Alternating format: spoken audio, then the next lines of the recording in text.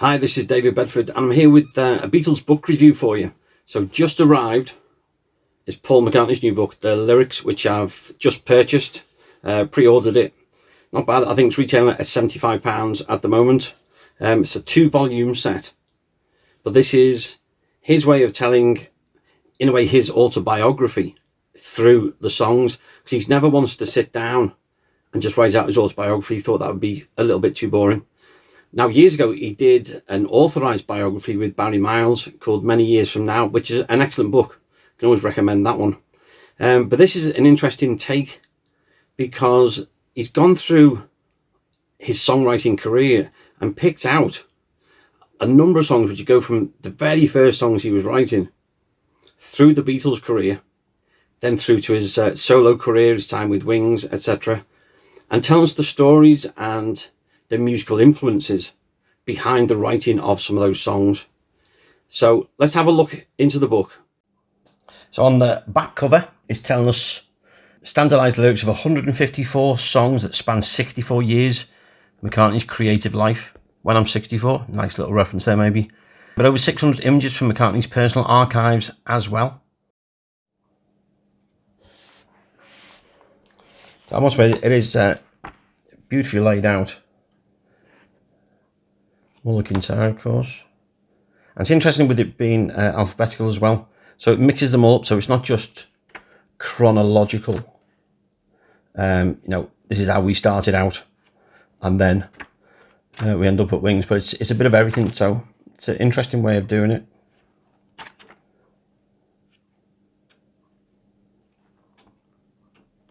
And it's been interesting listening to some of the interviews that Paul has done. Because, there's a lot of famous songs, but some that aren't that famous, some that he's given away. And even a song that he'd forgotten all about that they suddenly discovered as well. So, it is a beautiful book. It's nicely laid out. Put it there. Lovely story behind that one, of course, is that it's an expression that his dad, Jim McCartney, often used. And it's amazing how much influence there was from both his mum and his dad, even though his mum died when Paul was only 14. And of course, we know of the famous story of Let It Be, where his mother Mary came to him in a dream. And Paul said he had various troubles at the time going through his mind, whatever he was doing. And she was saying, it will be all right, just let it be. So his mum and dad and family, they figure pretty large in Paul's life. So here Paul's talking about Penny Lane, about Harry Bioletti, who owned the barbershop where all the lads got their haircut at one point or another. And he's citing Dylan Thomas's Under Milk Wood. So it was a big influence because it was a radio drama, this portrait of a Welsh town through the cast of characters. So he sort of remembers that has obviously been picked up with the characters and the places. And as he's always said, the characters in Penny Lane are still very real to him.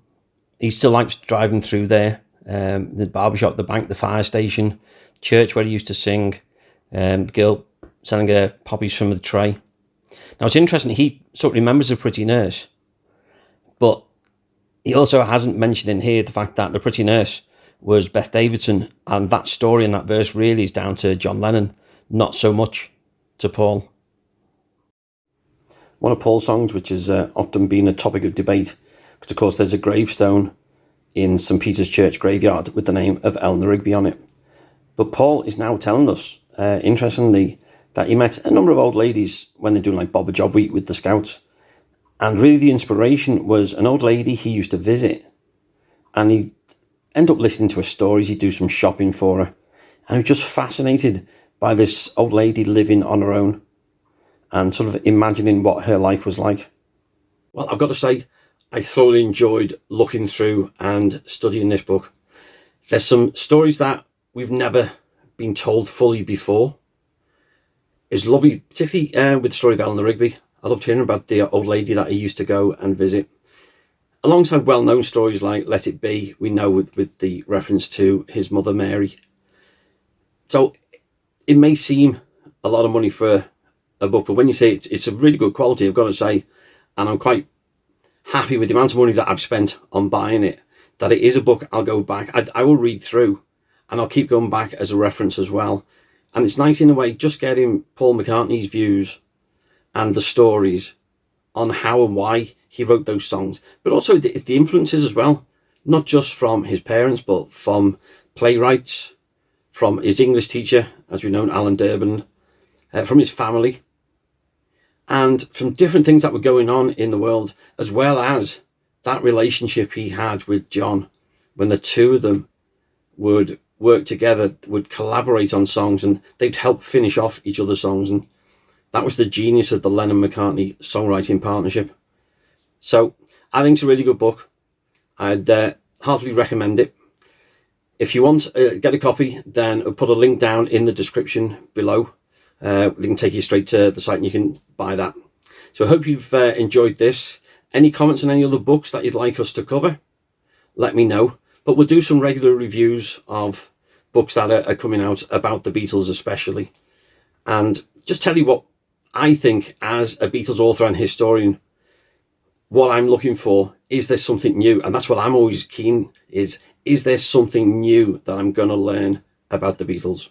So join me next time. And again, don't forget to like this and subscribe to our channel if you haven't already. It really helps us and we appreciate it too. Thank you.